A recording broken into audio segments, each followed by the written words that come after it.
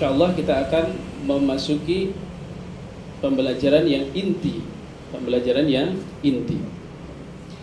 Bapak Ibu yang insyaallah dirahmati Allah Subhanahu wa taala, jenengan selama ini sudah membaca Al-Qur'anul Karim. Betul? Sudah membaca Al-Qur'an, Bu? Sudah. Jenengan tahu enggak definisi daripada Al-Qur'an itu apa? Definisi Al-Qur'an itu apa sih? Al-Qur'an itu apa sih? Kalamullah. Satu. Ada dalam kitab Al-Qira'at Ahkamuha wa Masdaruha yang disampaikan oleh Dr. Syaban Muhammad Ismail, bahwa definisi Al-Quran itu di dalamnya termuat 9 item keyakinan kita terhadap Al-Quranul Karim. Ada 9 item. Satu sudah disebutkan Bapak Sinten? Ashari. Bapak Ashari. Satu, kalamullah. Al-Quran adalah kalam Allah Subhanahu wa ta'ala. Kedua, ada yang tahu? Dapat hadiah loh, Bu.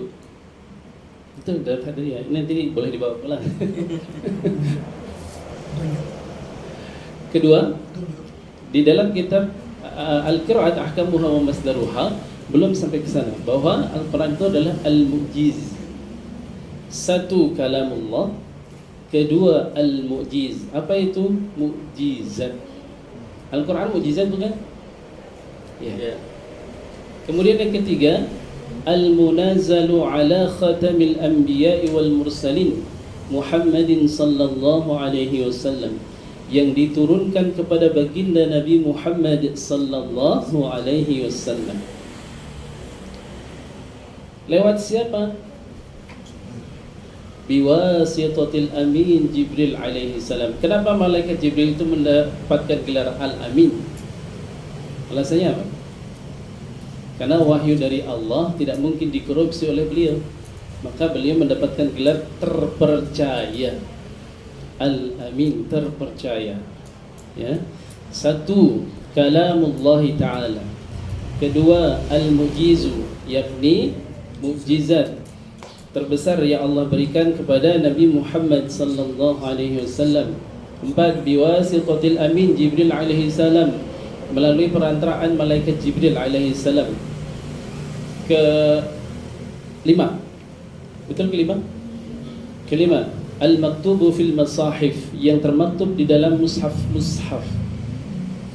Kemudian yang keenam, al-manqulun ilaina bitawatur, yang informasi dari Al-Quran itu tidak pernah salah. Informasi dari Al-Quran itu tidak pernah salah. Kemudian yang ketujuh, al-muta'abbad bitilawatihi, bahwa membaca Al-Quran merupakan ibadah yang sangat spesialis. Ya, 7, membaca Al-Quran merupakan ibadah yang sangat spesialis. Kedelapan, al-mabdu'u bi suratil Fatihah, yang diawali dengan surah Al-Fatihah. Kedelapan, al-mabdu'u bi suratil Fatihah, yang diawali dengan surah Al-Fatihah. Kemudian yang ke-9, al-makhtum bi suratil Nas, yang diakhiri dengan surah An-Nas. Dari 9 item keyakinan kita terhadap Al-Quran tersebut, saya akan ambil satu poin yang berkaitan dengan apa yang akan kita pelajari, yakni poin yang ke-7, al-muta'abbad bitilawatihi, bahwa membaca Al-Quran merupakan ibadah yang sangat spesialis. Pertanyaannya, jika membaca Al-Quran merupakan ibadah yang sangat spesialis, tentu kita membacanya harus spesialis pula, ya kan?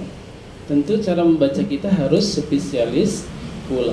Dan bagaimana agar bacaan Al-Quran kita itu menjadi spesialis? Saya akan antarkan 10 pengantar ilmu tajwid. Kenapa? Yang membuat bacaan Al-Quran kita itu istimewa adalah apa?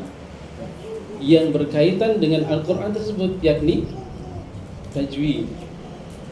Karena ada perintah di dalam kitab Matan Jazari, Imam Jazari mengatakan wal akhdhu bit tajwidi hatmun lazimu. Maka seseorang di dalam membaca Al-Quran itu harus dengan menggunakan kaidah ilmu tajwid.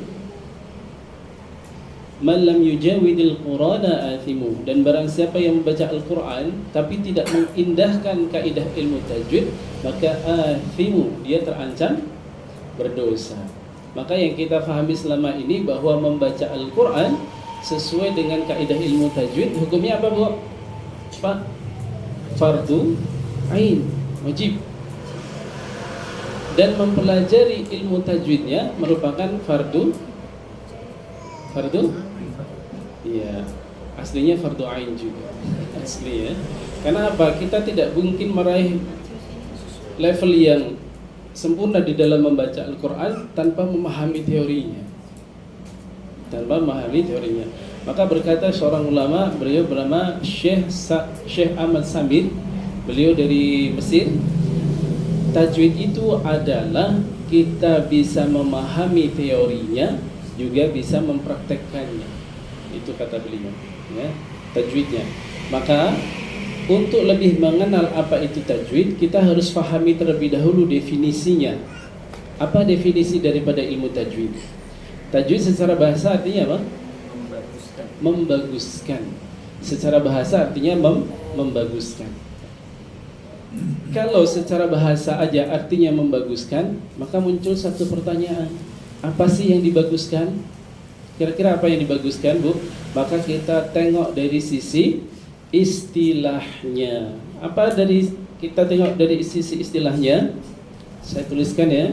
Min makhrajihi ma'a iqta'ihi haqqahu wa mustahaq.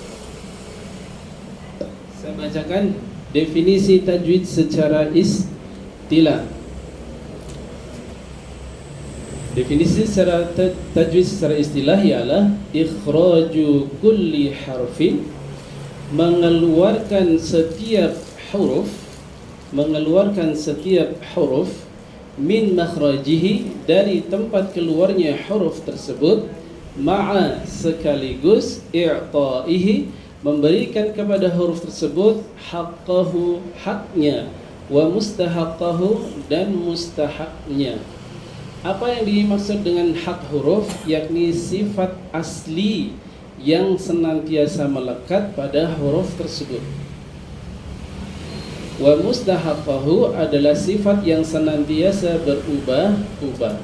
Kalau sifat ini saya analogikan kepada manusia, manusia itu dibekali dengan sifat aslinya secara indrawi. Secara indrawi, yang laki-laki jelas laki-lakinya, yang perempuan jelas laki-lakinya, dibedakan dengan jenis kelaminnya.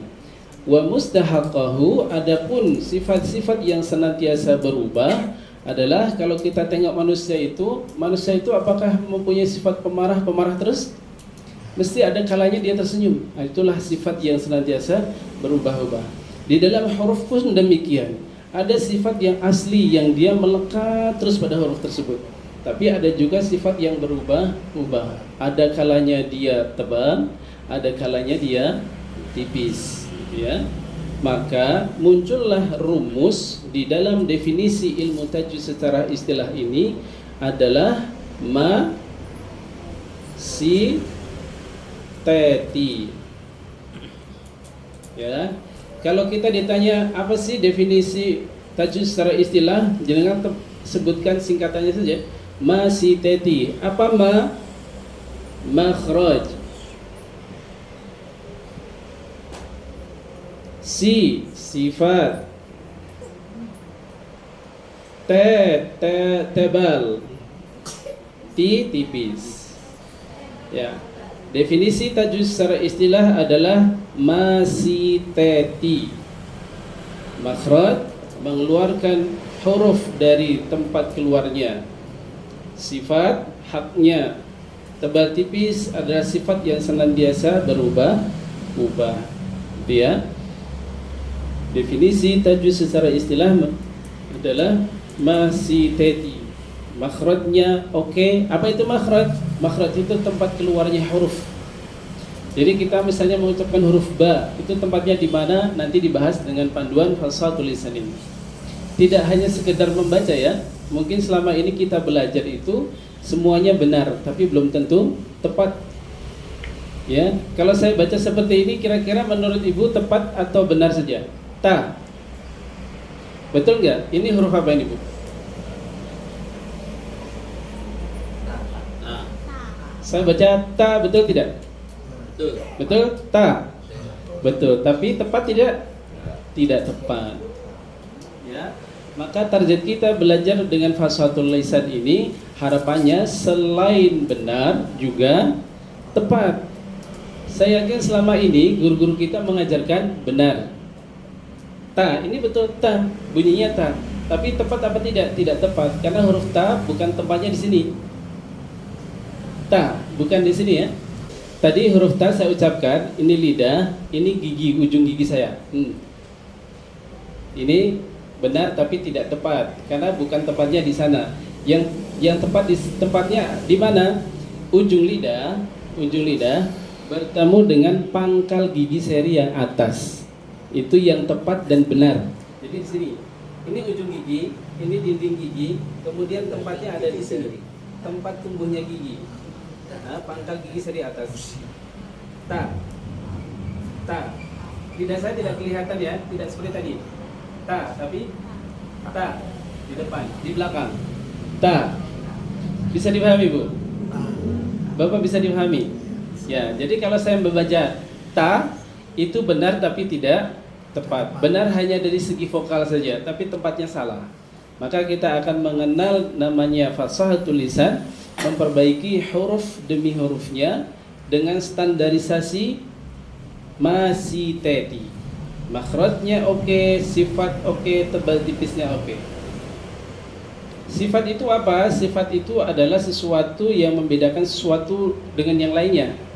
Misalnya tadi ya, misalnya laki-laki dengan perempuan dibedakan dari sifat indrawinya. Laki-laki perempuan jelas bedanya. Ada sifat yang berubah-ubah, kadang dia senyum, kadang dia marah, seperti itu ya. Huruf pun demikian, ada kadang huruf itu dibaca tipis, ada kadang-kala dibaca tebal. Contohnya Allah dengan sama-sama Allahnya, tapi kalau didahului huruf yang berharokat kasrah menjadi Bismillah, tipis, Bismillah. Yang satu Allah, tebal. Satu Bismillah, ya, beda. Maka berlaku tebal tipis. Tebal tipis ini dipengaruhi oleh rahang. Semua huruf yang yang tipis, kategorinya tipis, senyum mesti. Bismi. Kalau yang tebal Allah. Ya. Seperti itu ya. Baik.